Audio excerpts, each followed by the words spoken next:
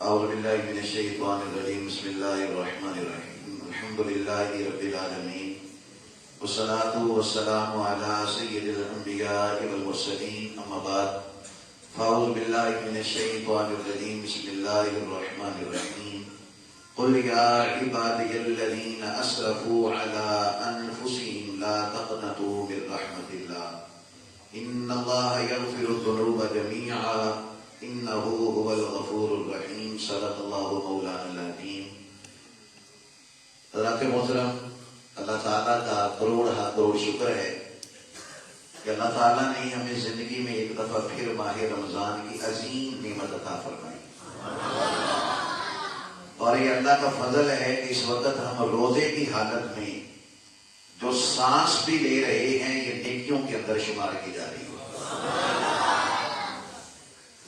آپ سب کے دلچسپی کے لیے اور آپ کی انٹرسٹ کو قائم رکھنے کے لیے ہم نے ماہ رمضان کے اندر یہ 30 روزہ تربیتی نشست رکھی ہے، جس کے فلیکس آپ نے دیکھے ہیں۔ روزانہ ایک الگ موضوع پر گفتگو ہوگی جس سے ہمیں بہت زیادہ سیکھنے کو ملے گا۔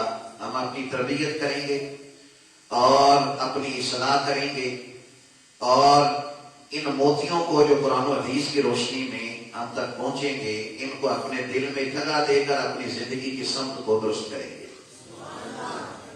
آج پہلا روزہ ہے تو آج آپ نے موضوع دیکھا ہوگا وسعت رحمت الہی، کہ اللہ کریم کی رحمت کتنی وسیع ہے۔ آج اس موضوع پر گفتگو کریں گے، اور جس طرح ماشاءاللہ آج پہلا روزہ ہے اور ذوق شوق ہے، یہ ذوق شوق مہینے کے آخر تک 29 روزے بنے یا 30 روزے بنے، یہ ذوق شوق جو ہے یہ قائم رہنا چاہیے۔ رمضان کے پرکیف بہاروں کے اندر نیکیوں کا یہ جو سلسلہ ہے یہ بار بار زندگی میں نہیں ملے گا۔ تو آج انشاءاللہ پہلا جو ہمارا پہلی نشست، پہلے روزے پر جو ہمارا موضوع ہے وہ ہے اللہ کی رحمت۔ اللہ کی رحمت کتنی وسیع ہے۔ آپ نے ایک چیز یاد رکھنی ہے کہ اللہ تعالیٰ کی رحمت سے کبھی مایوس نہیں ہونا۔ اللہ تعالیٰ اپنے بندوں پہ کتنا مہربان ہے۔ آئیے قرآن کریم کے دامن کے اندر اللہ کریم نے جو اپنی رحمتوں کا حصہ رکھا ہے، اس سے ہم سمجھتے ہیں کہ قرآن کریم میں اللہ کریم نے اپنے بندوں پر جس رحمت کا ذکر کیا وہ رحمت کتنی بڑی ہے۔ کچھ نہ پورے لوگ نبی پاک کی خدمت میں حاضر ہوئے، پورے لوگ آقا کریم اسلام کی خدمت میں حاضر ہوئے اور عرض کی یا رسول اللہ ساری زندگی ہی گناہوں میں گزر گئی ہے، پیچھے مڑ کے دیکھتے ہیں تو کوئی نیکی نظر نہیں آتی، ہمارا کیا بنے گا؟ نبی کریم اسلام خاموش ہوئے تو اللہ کریم نے سورہ زمر کی آیت نمبر 53 نازل فرما کر ان بندوں کے لیے اپنی رحمت کا حصہ عطا فرمایا۔ فرمایا قل یا عبادی الذین اسرفوا علی انفسہم، اے میرے محبوب آپ میرے بندوں سے کہہ دو جنہوں نے اپنی جانوں پہ ظلم کیا ہے گناہ کر کے، لا تقنطوا من رحمت اللہ، اللہ کی رحمت سے مایوس نہ ہونا۔ اس لیے کہ ان اللہ یغفر الذنوب جميعا، اللہ سارے گناہوں کو معاف فرما دیتا ہے، کیونکہ انہ هو الغفور الرحیم، وہ ذات ہے ہی بخشنے والی اور مہربان، وہ بخشنے والا ہے، وہ مہربان ہے۔ اللہ کی رحمت سے کبھی بھی مایوس نہیں ہونا۔ ہم نا مسلمان بڑی مایوسی والی باتیں کر جاتے ہیں کہ مسلمانوں کا کچھ نہیں ہونے والا، یہ مسلمان آگے بڑھ نہیں سکتے، مسلمانوں نے یہیں پہ رہنا ہے، دنیا چاند پہ پہنچ گئی اور مسلمانوں کا کوئی اتا پتہ نہیں۔ ہم پاکستان کے اندر رہنے والے بھی مایوسی کی باتیں کرتے ہیں کہ پاکستان کا کچھ نہیں بن سکتا۔ بھائی یہاں لوگ جو ہیں اسی طرح ہی رہیں گے جس طرح ابھی رہ رہے ہیں۔ کچھ لوگ کہتے ہیں کہ میں غریب گھر میں پیدا ہوا ہوں لہذا میں غریب ہی رہوں گا، میں کبھی امیر نہیں ہو سکتا، مایوسی والی باتیں کرتے ہیں۔ کچھ کہتے ہیں میں ان پڑھوں کے گھر میں پیدا ہوا ہوں لہذا میں پڑھ لکھ نہیں سکتا۔ کچھ جو ہے وہ اس انداز کے ساتھ باتیں کرتے ہیں جس سے مایوسی سامنے آتی ہے، لیکن اللہ فرماتا ہے میرے بندو، امیر ہو یا غریب ہو، کالا ہو یا گورا ہو، صغیر ہو یا کبیر ہو،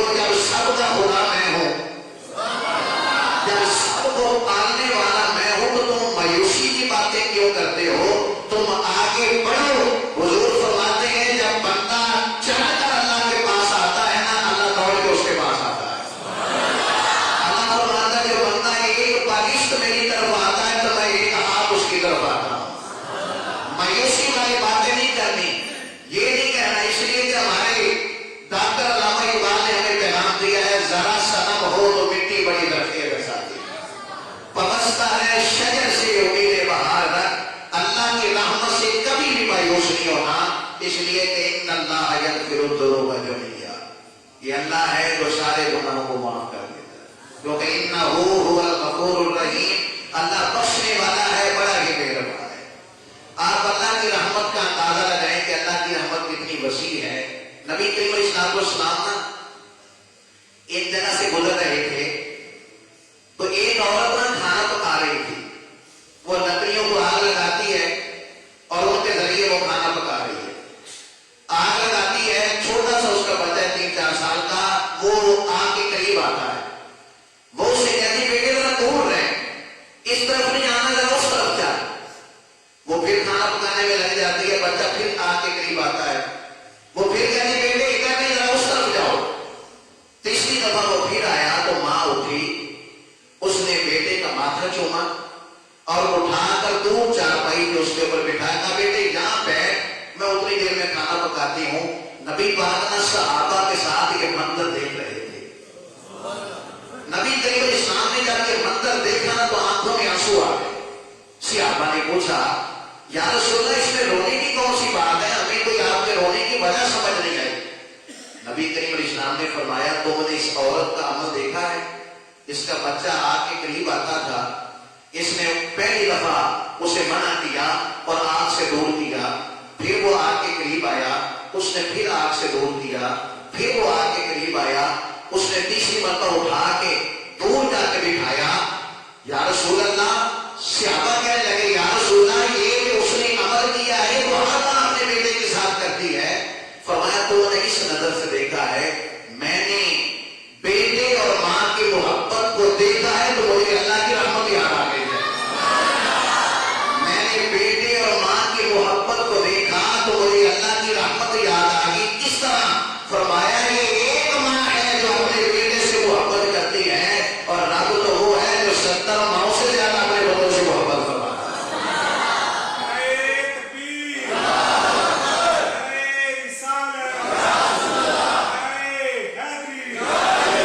تو آپ اندازہ کریں کہ اللہ کریم کتنی اپنے بندوں کے ساتھ محبت فرماتا ہے اور ان سے رحمت والا معاملہ فرماتا ہے، ان کے ساتھ کتنا پیار اور شفقت والا معاملہ فرماتا ہے۔ بنی اسرائیل کا ایک شخص تھا، نبی کریم علیہ السلام اس کا واقعہ بیان فرماتے ہیں کہ وہ نہ بت کے سامنے کھڑا ہے، کوئی اس کی حاجت تھی، کوئی اس کی خواہش تھی، اور ساری رات وہ یا سنمی صنم بت کو کہتے ہیں، یا سنمی کہہ کے اپنی حاجت اس کے سامنے بیان کرتا تھا۔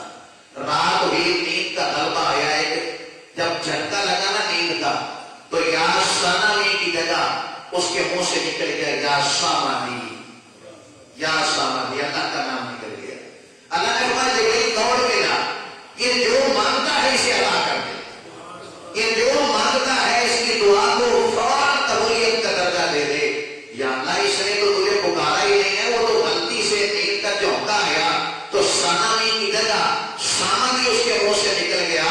اللہ نے فرمایا مجھے بھی پتا ہے، لیکن ساری رات جھوٹے کو پکارتا رہا، اس نے جواب نہیں دیا، سچے کو پکارا ہے، اگر میں بھی جواب نہ دوں تو تم میں اور میرے میں فرق کیا رہ جائے گا؟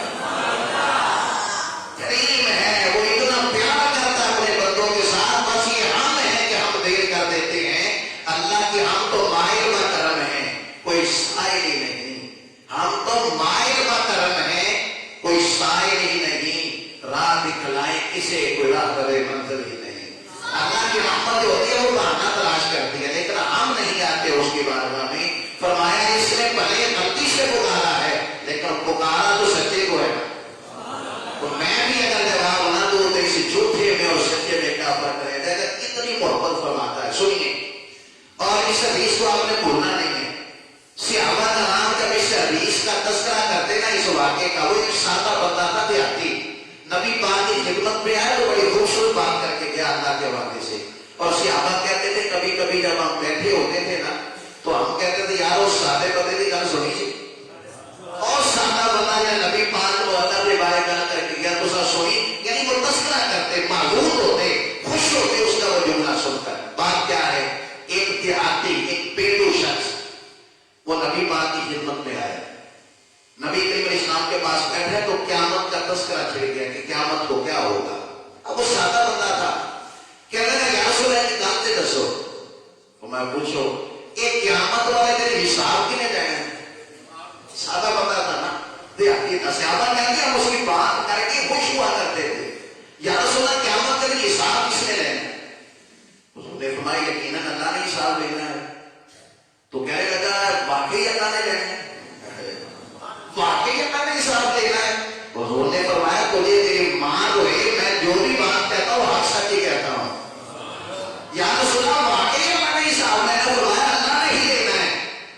صحابہ کہتے ہیں اس کا انداز ہم نے دیکھا، اس کے پاس ایک رومال تھا، رومال نے کندھے پہ رکھ لیا تو ٹر گیا. کہنے لگا جی اللہ کی حساب لینا ہے پھر خیر نہیں سمجھے جانا ہو. اگر اللہ نے حساب لینا تو پھر خیر ہے. صحابہ کہتے ہیں اس نے جملہ کہا نا تو نبی کریم علیہ السلام کی آنکھوں میں آنسو آ گئے. حضور نے فرمایا کہ تو یہ کیسی بات کر رہا ہے؟ اس نے کہا اس لیے کہ حضور آپ بتائیں اللہ کی رحمت بڑی ہے یا اللہ کا غصہ بڑا ہے؟ حضور آپ بتائیں نا کہ اللہ کی رحمت بڑی ہے یا اللہ کا غصہ بڑا ہے؟ فرمایا اللہ کی رحمت بڑی ہے. تو وہ کہنے لگا جب اللہ کی رحمت بڑی ہے تو پھر جب وہ رحیم فیصلہ کرے گا تو پھر رحمت کے ساتھ ہی فیصلہ فرمائے گا. وہ جب فیصلہ کرے گا تو پھر رحمت کے ساتھ ہی فیصلہ کرے گا. صحابہ کہتے ہیں جب وہ آدمی چلا گیا نا سادہ تھا، نبی پاک نے اس کے بعد فرمایا بندہ سادہ سے گل بڑی پتے بھی کر گیا ہے. بندہ سادہ تھا پر بات بڑی پتے. رحمت دا دریا الہی تے حد تک وگدا تیرا جیل قدرا بخشے مینوں پھر کم بن جانا میرا. آپ اللہ کی رحمت جو وسعت ہے اللہ کی رحمت کی اس کا اندازہ کس حدیث پاک سے لگائے. بڑی خوبصورت یہ بھی حدیث پاک. قیامت کے دن ایک شخص کے اعمال کو تولا جائے گا، اعمال تولے جائیں گے. اللہ فرشتوں سے فرمائے گا بتاؤ کیا بنا؟ حالانکہ سارا کچھ اسے علم ہے. یا اللہ اس کے گناہ زیادہ ہیں نیکیاں کم ہے، گناہ لے جاؤ جہنم میں لے جاؤ. فرشتے جب اسے جہنم کی طرف لے جا رہے ہوں گے نا، اب یہ نبی پاک بات بیان فرماتے ہیں اس کی نظر دیکھیے. حضور فرماتے ہیں وہ ایک قدم اٹھائے گا پیچھے مڑ کے دیکھے گا، ایک قدم آگے اٹھائے گا تو پیچھے مڑ کے دیکھے گا، پھر ایک قدم آگے اٹھائے گا پھر پیچھے مڑ کے دیکھے گا، پھر ایک قدم آگے اٹھائے گا پیچھے مڑ کے دیکھے گا، حتیٰ کہ جہنم کا دروازہ آ جائے گا. جب جہنم کا دروازہ آئے گا نا تو اللہ فرمائے گا فرشتوں اسے واپس لے کے آؤ.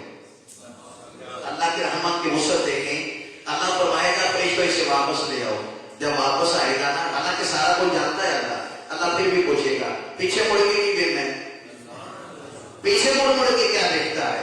اب وہ بندہ ہاتھ باندھ کے کہے گا اللہ پیچھے مڑ کے اس لیے دیکھتا ہوں کہ میں دنیا میں سنا کرتا تھا تو معاف بڑا کرتا ہے، تو مہربان بڑا ہے، تو بڑی رحمت والا ہے. میں سنا کرتا تھا تو جلدی معاف کر دیتا ہے. تو میں اس لیے بار بار پیچھے مڑ کے دیکھتا ہوں کہ جب تک میرے بارے میں فیصلہ نہیں نہ ہوا تھا تو مجھے تیری رحمت کی بڑی امید تھی، بڑا یقین تھا کہ تو یقیناً مجھے معاف کر دے. پر جب میرے لیے فیصلہ ہو گیا نا میں ایک قدم آگے اٹھاتا تھا پیچھے مڑ کے دیکھتا تھا، یقین تھا مجھے بلا لے گا، مجھے یقین تھا وہ مجھے بلا لے گا.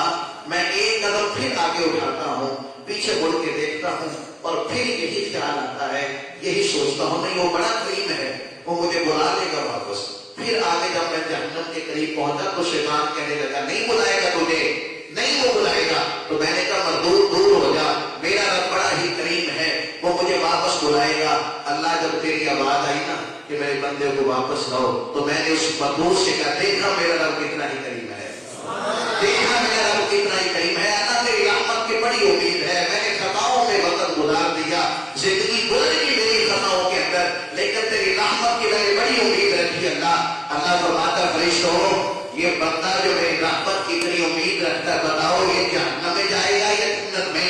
یا اللہ جو تیری رحمت کا اتنا امید والا ہے یقیناً اس کا ٹھکانہ جنت بنتا ہے. اللہ فرماتا فرشتوں گواہ ہو، پھر اسے میں نے داخل جنت فرما دیا. میرے بھائیو اللہ کی رحمت بڑی وسیع ہے، بڑی وسیع ہے. وہ تو کہتا ہے یا ایھا الانسان ما غرک بربک الکریم، اے بھٹکے ہوئے انسان لوٹ کے آجا لوٹ کے. بربک الکریم، اور تیرا رب بڑا ہی کریم ہے، بڑا ہی کریم کریم ہے تیرا رب، لوٹ کے آتا، آجا لوٹ۔ حضرت ابو ہریرہ رضی اللہ تعالیٰ عنہ یہ فرماتے ہیں کہ میں حضور کی بارگاہ میں بیٹھا تھا تو ایک نا بابا جی نبی پاک کی خدمت میں حاضر ہوئے۔ جب وہ جانے لگے تو میں نے ان کی عمر پوچھی تو 96 سال ان کی عمر تھی۔